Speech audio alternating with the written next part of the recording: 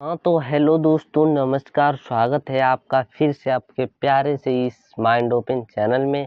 आज हम फिर से देखने वाले हैं रीजनिंग के मोस्ट इम्पोर्टेंट क्वेश्चन, जो कि 12th लेवल के लिए मतलब अंडर ग्रेजुएट लेवल के लिए एसएससी सीजीएल के लिए, एसएससी एचएसएल के लिए, एमटीएस के लिए मतलब जो एग्जाम्स होते हैं उनके लिए महत्वपूर्ण है। तो वीडियो अंत तक जरूर देखिएगा। चलिए स्टार्ट करते हैं पहला क्वेश्चन। और देखिए पहला क्वेश्चन क्या दिया गया है। यहाँ पहला क्वेश्चन अगर आप देखेंगे, एक निश्चित कूट भाषा में डिमांड को 4101321144 लिखा जाता है और सप्लाई को 194216161225 लिखा जाता है। उसी भाषा में प्रोडक्ट को क्या लिखा जाएगा? समझना है, बस समझिए क्या कहना है। देखिए डिमांड को किस प्रकार ये लिखा गया इसको समझिए। डी की पहले से मैं बताता हूँ आपको, जो भी लेटर्स को अगर नंबरिंग किया है तो आप जो लेटर्स उसको भी नंबरिंग करिए। देखिए डी की बात करें, डी कितने नंबर पर आता है तो आप कहेंगे डी 4 नंबर पर आता है, ठीक है। ई की बात करें कितने नंबर पर आता है तो आप कहेंगे 5 नंबर पर आता है। यम बात करें कितने नंबर पर आता है तो आप क्या कहेंगे एम के बारे में, तो एम आता है जो आपका 13 नंबर पर आता है। कितने नंबर पर आता है? 13 नंबर पर आता है, ठीक है। फिर ए कितने नंबर पर आता है तो 1 नंबर पर आता है। एन कितने नंबर पर आता है आपका, तो एन कहेंगे 14 नंबर पर आता है। फिर डी की बात करें तो 4 नंबर पर। देखिए थोड़ा मिलाइए, क्या है नंबरिंग यहाँ पर मिल रही है क्या आपको?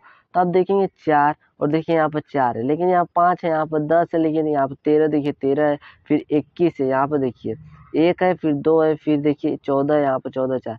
मतलब आपको कौन सी संख्या बदली हुई है? एक ही देखिए यह वाला जो ई का है और किसका है और ए का, ये दो जो संख्या आपको है बदली हुई है। क्यों? क्योंकि ध्यान से देखिए जो 4 देखिए यहाँ पर 4 दिया गया है, लेकिन यहाँ 5 की जगह 10 दे दिया है। 13 देखिए यहाँ पर दिया गया है, लेकिन यहाँ पर 1 की जगह देखिए 2 दिया है। यहाँ पर 14 को 14 दिया गया है, 4 को 4 दिया गया है। बात समझ में? समझिए क्या मतलब है फिर। अब देखिए सप्लाई को भी देख लेते हैं, इस पे जो सप्लाई है इसको भी देख लेते हैं क्या इसमें हुआ। एस कितने नंबर पर आता है तो बात करेंगे एस का, तो भाई 19 नंबर पर आता है। कितने नंबर पर? 19 नंबर पर। यू की बात करें कितने नंबर पर आता है तो कहेंगे यू तो 21 नंबर पर आता है। पी की बात करें कितने नंबर पर आता है तो पी की अगर बात करें तो 16 नंबर पर आता है। यह भी पी है तो कितने नंबर पर आएगा? 16, ठीक है 16 नंबर। एल की बात करें, एल कितने नंबर पर आता है तो 12 नंबर पर आता है। वाई की बात करें 25 नंबर पर आता है। इसका नंबरिंग एक बार देख लेते हैं। इसका देखिए नंबरिंग यहाँ पर है, मैं इसको थोड़ा इरेज कर लेता हूँ फिर दिखाता हूँ आपको, ठीक है।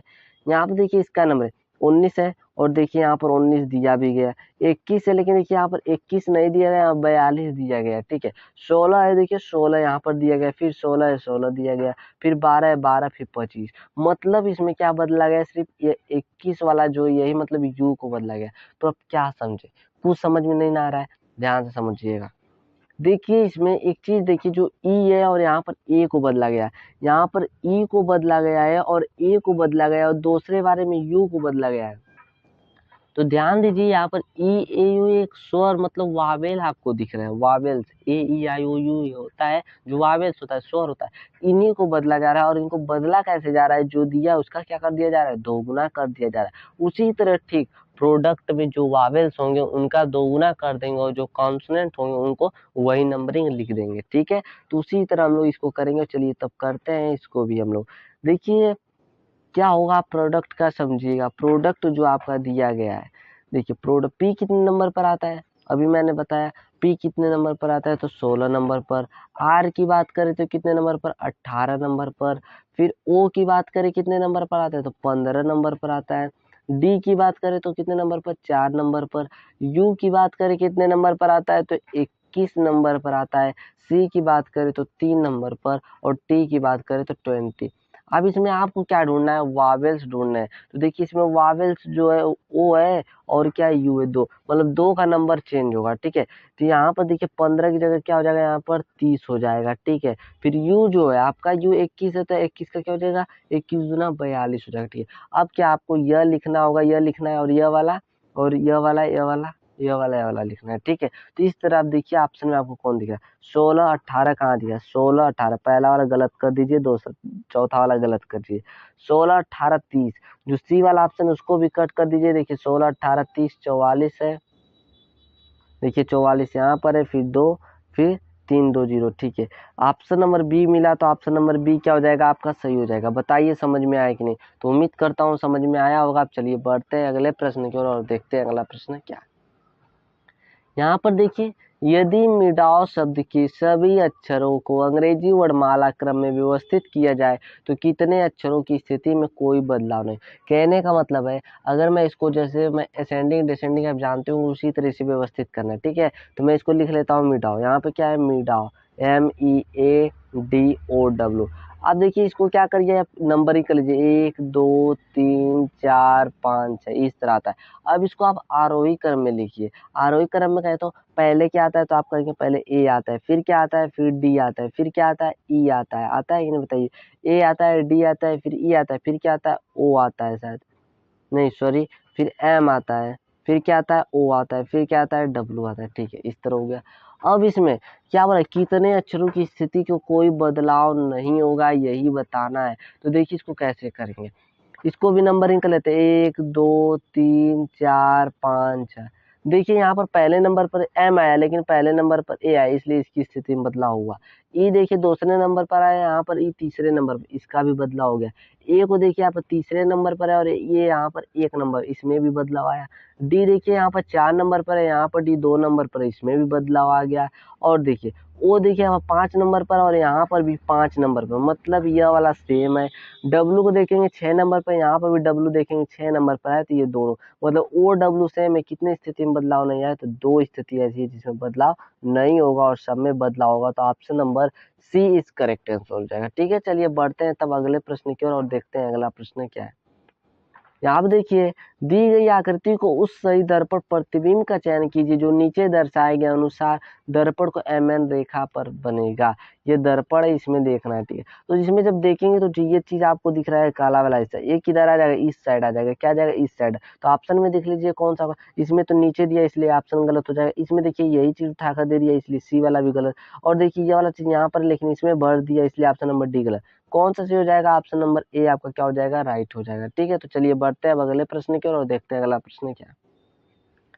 एक निश्चित कूट भाषा में लव टू गॉड को XRODYK लिखा जाता है और गॉड ब्लेस यू को TCAPOD लिखा जाता है, तो गॉड को कैसे लिखा जाए। मैं ऐसा क्वेश्चन बहुत बार करा चुका हूँ और इसको भी बता देता हूँ कैसे होगा।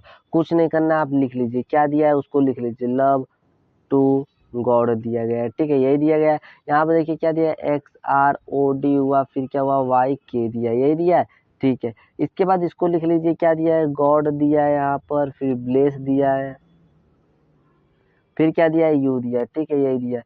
फिर इधर क्या दिया है, TC दिया है, AP दिया है, OD दिया है। देखिए कॉमन है, दोनों में जो कॉमन होगा उसको काट दीजिए, वही आपका क्या हो जाएगा, आ जाएगा। देखिए यहाँ पर गॉड से गॉड खत्म हो गया, इधर होगा कि नहीं। और इधर देखिए अगर, तो यहाँ से OD सिर्फ दिख रहा है आपको काम, तो गॉड का क्या हो जाएगा, OD हो जाएगा। तो ऑप्शन नंबर कौन सा सही हो जाएगा, option number D is right answer. चलिए बढ़ते हैं अगले प्रश्न की ओर। देखिए 5वां प्रश्न क्या है।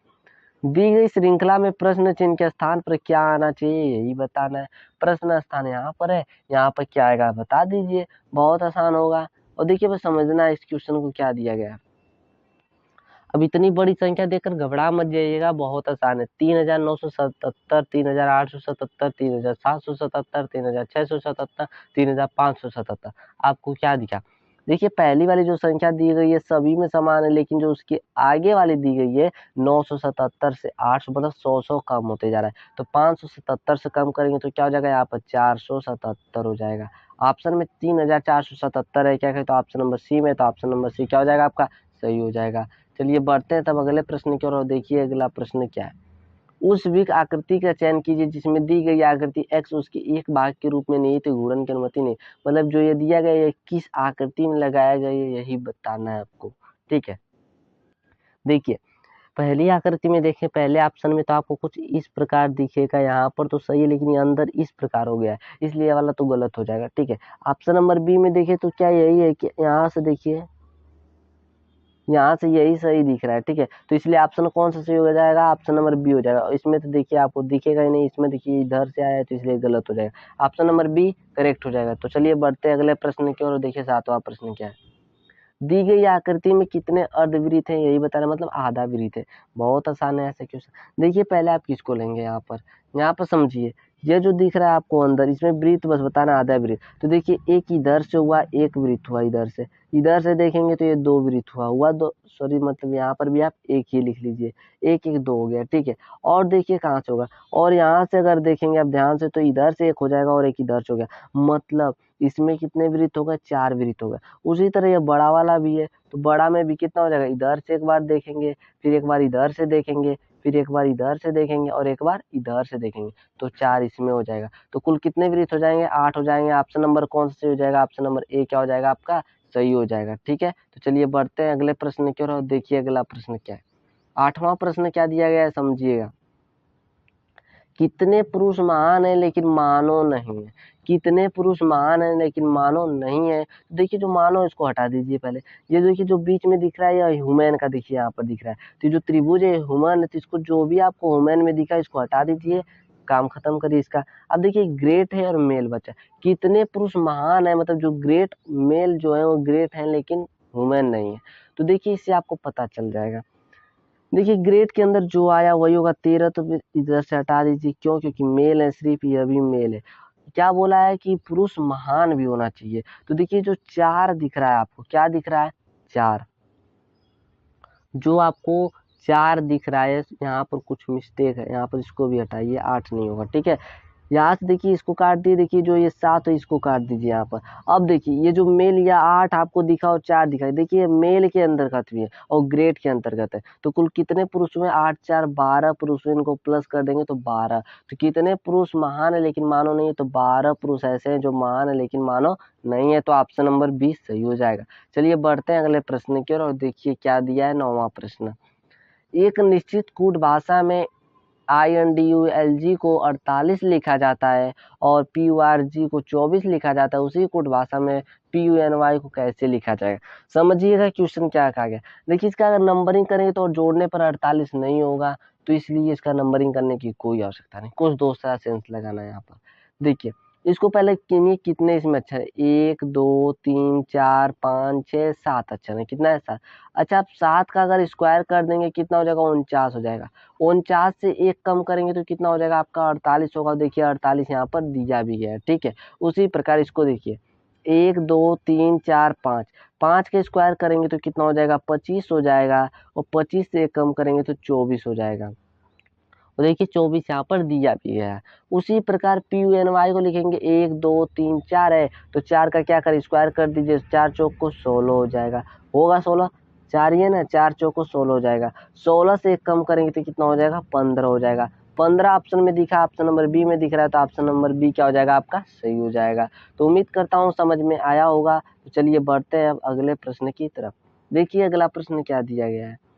यहाँ पर जो अगला प्रश्न है समझिए यहाँ पर क्या दिया है। एक निश्चित कूट भाषा में कन्फ्यूज्ड को 7 के रूप में कूटबद्ध किया जाता है, चैन को 4 के रूप में कूटबद्ध किया जाता है, उसी भाषा में ADULTSOOD को किस प्रकार कूटबद्ध किया जाएगा। समझिएगा यहाँ पर भी कुछ उसी प्रकार का दिमाग लगाना है, इसमें भी आपको। अब क्या इसको जोड़ेंगे तो 7 आएगा क्या, नहीं ना आएगा, तो पहले ही दिमाग लगाइए। यहाँ देखिए काउंट करिए 1 2 3 4 5 6 7 8 है। अब देखिए 8 है लेकिन दिया कितना 7 है, मतलब 1 को माइनस कर ले तो क्या 7 नहीं आएगा, क्या आएगा। यहाँ से 1 2 3 4 5 है, 5 में से अगर 1 माइनस कर ले तो क्या 4 नहीं आएगा क्या, देखिए 4 दिया है। उसी प्रकार हम इसको भी कर देते 1 2 3 4 5 6 7 8 9 हो जाएगा। 9 से 1 कम क्या कर दीजिए, कितना हो जाएगा, 8 हो जाएगा। और 8 ऑप्शन में आपको दिख रहा है, ऑप्शन नंबर ए में दिख रहा है, तो ऑप्शन नंबर ए सही हो जाएगा। तो उम्मीद करता हूँ ये क्लास आपको मजेदार आई होगी, पसंद भी आया होगा। पसंद आया हो तो मेरे प्यारे दोस्तों लाइक कर दीजिए, चैनल को अभी तक सब्सक्राइब नहीं किए तो सब्सक्राइब कर लीजिएगा, और बेल आइकॉन की घंटी को भी प्रेस कर लीजिएगा। तो मिलेंगे फिर हम नेक्स्ट वीडियो में, तब तक के लिए धन्यवाद।